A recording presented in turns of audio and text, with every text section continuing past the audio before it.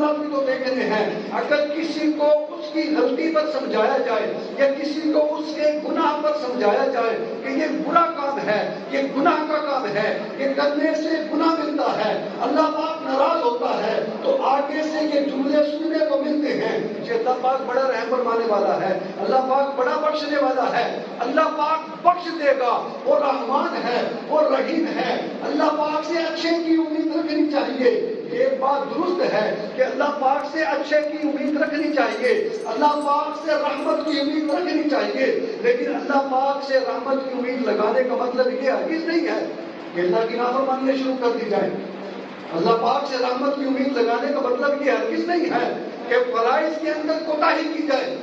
اللہ پاک سے رحمت کی امید لگانے کا مطلب یہ ہرگز نہیں ہے کہ اللہ پاک کی نافرمانیاں شروع کر دی جائیں.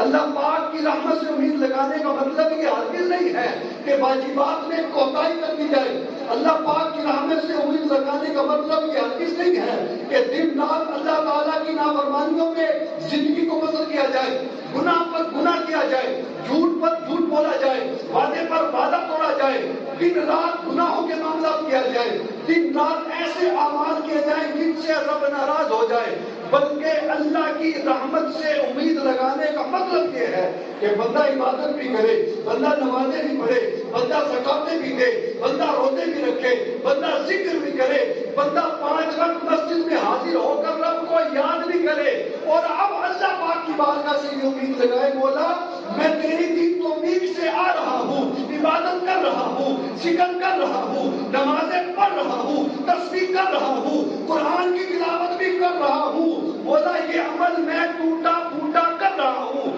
مانتا ہوں ناقص عمل ہے, مگر تیری رحمت سے امید ہے تو کہ میرے اس عمل کو قبول فرمائے.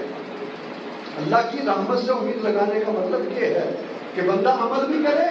عمل کرنے کے ساتھ ساتھ اللہ کی بارگاہ سے یہ امید رکھے کہ اللہ میرے اس عمل کو قبول فرمائے گا. بندہ نماز بھی پڑھے اور اللہ کی رحمت سے امید لگائے, اللہ پاک کی رحمت سے یہ امید لگائے کہ میں نماز پڑھ رہا ہوں, اللہ کی عطا کردہ توفیق سے پڑھ رہا ہوں, نماز میری بھلے ناقص ہے لیکن رب کی بارگاہ سے امید ہے اللہ میری نماز کو قبول فرمائے گا. آج ہم نے اللہ کی رحمت کا مطلب الٹ لے لیا ہے,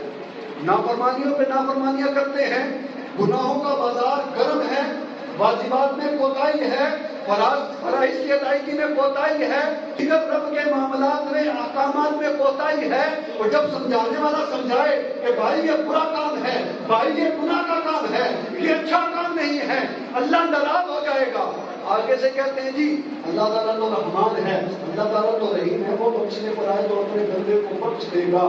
ضرور بخشے گا. لیکن اللہ کی رحمت کا مطلب میں نے بھی بتایا یہ نہیں ہے کہ سارا دن نافرمانیاں کرتے رہو پھر امید رکھو کہ اللہ بخش دے گا, بلکہ اللہ کی رحمت کا مطلب یہ ہے کہ اللہ کی عبادت بھی کرو اور ساتھ ساتھ امید رکھو کہ رب اس عبادت کو قبول فرما کر اپنی رحمت کے صدقے میں جنت عطا فرمائے گا. یقین کریں اگر اعمال کے بدلے جنت ملی تو شاید ہم جنت نہ جا پائیں. عبادت کے ساتھ ساتھ یہ دعا کریں, مولا عبادت کر رہا ہوں قبول فرما اور اپنی رحمت سے جنت میں داخل کرنا.